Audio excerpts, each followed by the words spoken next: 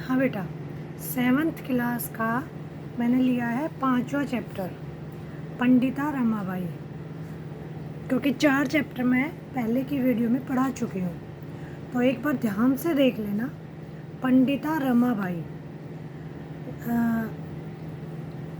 स्त्री शिक्षा क्षेत्र। अच्छा, थोड़ा सा फास्ट बोल लूँगी, अगर समझ में ना आए तो दोबारा रिपीट से वीडियो को देख लेना, क्योंकि अगर आराम आराम से बोलूँगी तो फिर वीडियो बहुत लंबी हो जाएगी बेटा, ठीक है, जो अपलोड होने में दिक्कत करेगी।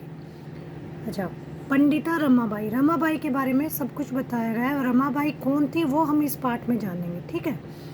स्त्री शिक्षा क्षेत्र, स्त्री शिक्षा के क्षेत्र में अग्रगण्य, सबसे आगे गिना जाने वाला नाम पंडिता रमाबाई। जो पंडिता रमाबाई आता है वो 1858 तमे ख्रीष्टाब्दे 1858 ईस्वी में उनका जन्म अलभत, उनका जन्म हुआ। तस्य पिता, उनके पिता का नाम अनंत शास्त्री डोंगरे, अनंत शास्त्री डोंगरे जी था। माता च और माता लक्ष्मीबाई आस्ताम, लक्ष्मीबाई थी। तस्मिन काले, उस समय जब रमाबाई पैदा हुई उस समय की बात हो रही है। तस्मिन काले स्त्री शिक्षाया, उस समय स्त्री शिक्षा की स्थिति चिंतनीय आसीत, अच्छी नहीं थी। यानी कि उस समय स्त्रियों को शिक्षा बहुत कम दी जाती थी, बड़े बड़े घरानों में चलती थी लेकिन बहुत कम, वो भी। स्त्रीणाम कृते संस्कृत शिक्षणम प्राय प्रचलित है न आसीत, स्त्रियों के लिए संस्कृत शिक्षण जो था वो प्राय प्रचलित नहीं था। संस्कृत शिक्षण क्यों लिखा है? क्योंकि बेटा उस समय जितनी भी पढ़ाई होती थी, जितने भी तुम्हारे सब्जेक्ट होते थे वो संस्कृत में ही होते थे, तो सारी शिक्षा ही संस्कृत में होती थी, इसलिए उसको संस्कृत शिक्षण कहा गया है। तुम्हारी साइंस, मैथ सब कुछ संस्कृत में होता था और वो गुरुकुलों में पढ़ाई होती थी, ठीक है। किंतु डोंगरे रूढ़िबद्ध धारणा परित्यज्य, लेकिन डोंगरे साहब ने, डोंगरे कौन था? उनके पिता, उन्होंने इस रूढ़िवादी परंपरा को छोड़ दिया, परित्यज्य छोड़कर स्वपत्नी, अपनी पत्नी को संस्कृतम अध्यापयत, को पढ़ाना शुरू किया, संस्कृत, मतलब कि अपनी पत्नी को उन्होंने संस्कृत की शिक्षा दी। एतदर्थम, इसके लिए जो उन्होंने ये काम किया था, स समाज से, उसने समाज की प्रताड़नाएं अपी भी सहन की, क्योंकि भाई समाज से हटके जब भी कोई काम किया जाता है तो समाज तो उसका बहिष्कार करता है। तो उसने समाज की प्रताड़नाएं भी सही, लेकिन उन्होंने अपनी पत्नी को पढ़ाया। उनकी पत्नी का नाम क्या था? अभी आया था ना, लक्ष्मीबाई, ठीक है। अनंतरम रमा अपनी स्वयं मातुम संस्कृत शिक्षा प्राप्त होते। अब जिसकी माँ पढ़ी लिखी हो गई है तो माँ अपनी बेटी को पढ़ा सकती है, तो रमा ने भी इसके बाद अपनी माता से संस्कृत की शिक्षा प्राप्त की। काल क्रमेण, समय के अनुसार रमा के पिता विपन्न संजात है, गरीब हो गए, क्योंकि समाज वालों ने उनका बहिष्कार कर दिया था, काम देना बंद कर दिया था, ठीक है।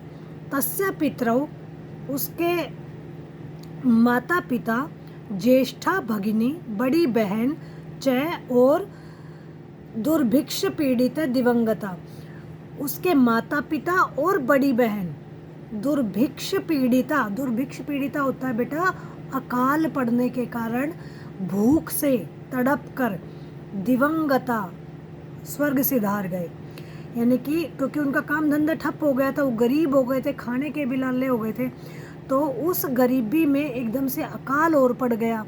अकाल का मतलब है कि पहले क्या होता था, महामारियाँ होती थी, अकाल होता था, बाढ़ वगैरह होती थी, तो उस समय अनाज पैदा नहीं हुआ, तो जो थोड़ा बहुत उन्हें मिलता था वो भी बंद हो गया, और उस अकाल में भूखे मर के तड़प तड़प कर मर गए। कौन कौन? उसके माता पिता दोनों और उसकी बड़ी बहन। तदनंतरम, इसके बाद रमा जो है स्व ज्येष्ठ भ्राता, वह अपने ज्येष्ठ भाई के साथ सहपदभ्याम समग्रम भारतम अभ्रमत, ज्येष्ठ भाई कौन होता है? बड़ा भाई, के साथ पैदल ही संपूर्ण भारत के लिए घूमने के लिए निकल पड़ी। भ्रमण क्रम में घूमते वक्त सा कोलकाता प्राप्त था, वह कोलकाता पहुंची। संस्कृत वैदुष्येन सा तत्र पंडिता सरस्वती चैति उपाधिभ्याम विभूषिता। भ्रमण करते हुए वह कोलकाता पहुंची।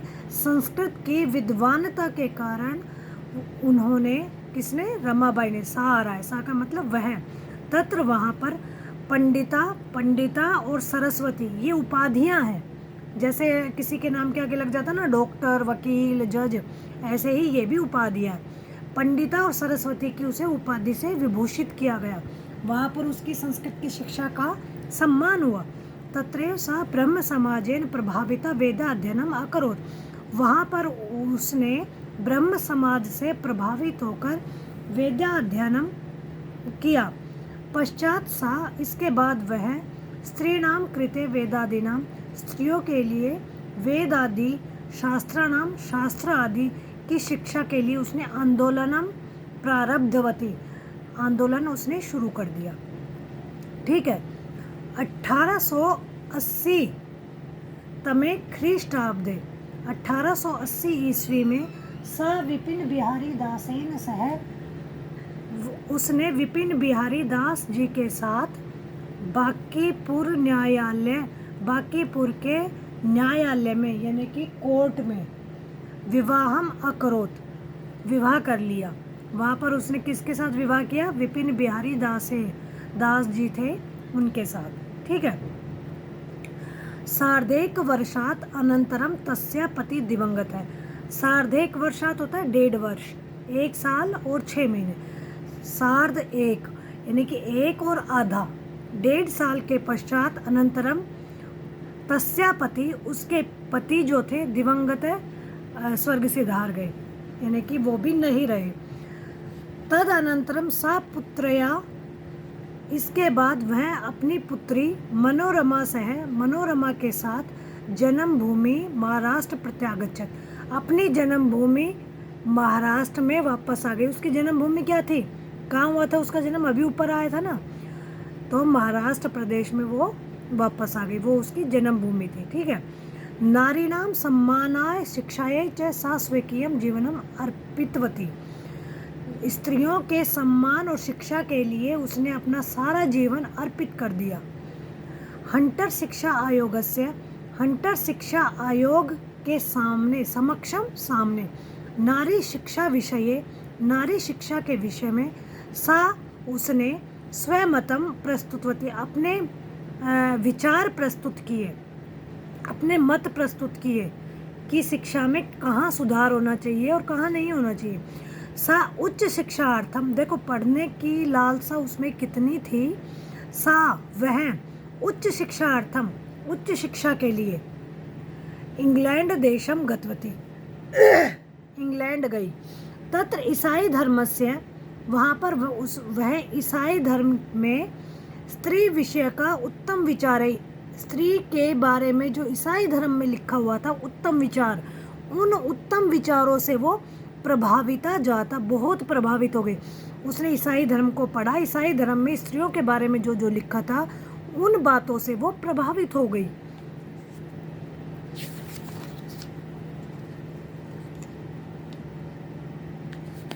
उसके बाद क्या हुआ? इंग्लैंड देशात रमाबाई अमेरिका देशम अगच्छत। इंग्लैंड देश से रमाबाई कहाँ चली गई? अमेरिका चली गई। तत्र सा भारतस्य विधवा स्त्रीणाम, तत्र वहाँ पर सा, उसने भारतस्य, भारत की, विधवा स्त्रीणाम, विधवा स्त्रियों के लिए की, सहायतार्थम, सहायता के लिए, अर्थ संचयम, धन इकट्ठा अकरोत किया।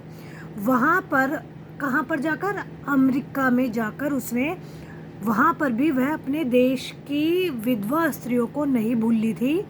वहाँ पर जाकर उसने भारत की विधवा स्त्रियों की सहायता के लिए धन इकट्ठा किया। भारतम प्रत्यागत्य मुंबई नगरे, भारत वापस लौट, प्रत्यागत्य वापस लौटकर मुंबई नगरे सा शारदा सदनम, उसने शारदा सदन की स्थापना की।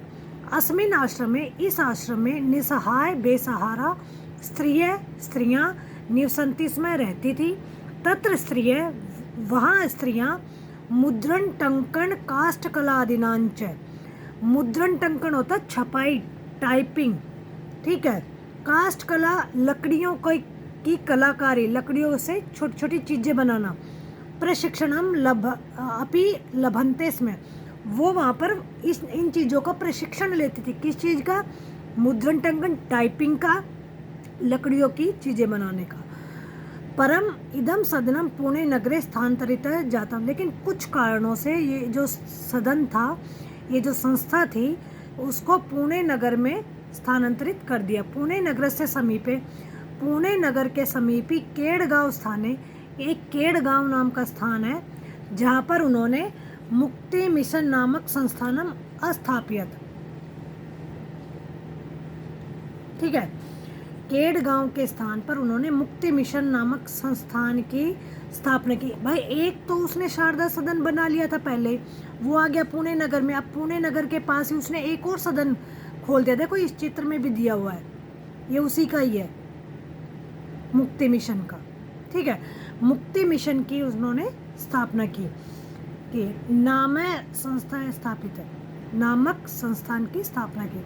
अत्र अधुना अपि, इस सदन में आज भी, अधुना भी आज भी, निराश्रिता बेसहारा स्त्रिय सम्मानम जीवनम यापयन्ते, सम्मान के साथ अपना जीवन यापन करती है। देखो यहाँ पर स्त्रियाँ दिख रही हैं ना तुम्हें दो खड़ी, आज भी ये सदन चलता है, मतलब यहाँ पर बेसहारा स्त्रियाँ रहती हैं।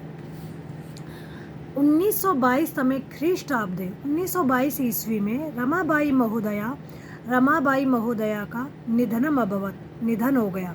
स देश विदेशानाम, वह देश विदेशों, उसने देश विदेशों से अनेक भाषाओं का निपुणासित ज्ञान लिया, यानी कि वो देश विदेश की अनेक भाषाओं में वो निपुण थी। समाज सेवाया, समाज की सेवा के अतिरिक्त में, यानी कि समाज सेवा के अलावा भी उन्होंने लेखन क्षेत्र, लिखाई के क्षेत्र में, लिखाई का क्षेत्र क्या होता है? किताबें लिखना, कविताएं लिखना, कहानियाँ लिखना, कुछ भी। लेखन का क्षेत्र होता है लिखाई का। लेखन क्षेत्रे अपि तस्य महत्वपूर्ण अवदानम अस्ति, उनका महत्वपूर्ण योगदान रहा, यानी कि उन्होंने कुछ लिखा भी है।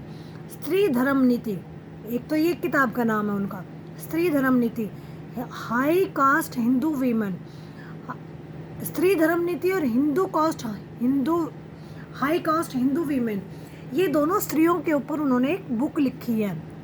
ठीक है, इति तस्या प्रसिद्ध द्वया रचना वर्तते, ये उनकी और भी लिखी होंगी, लेकिन ये दोनों जो है उनकी सबसे प्रसिद्ध रचनाएं हैं।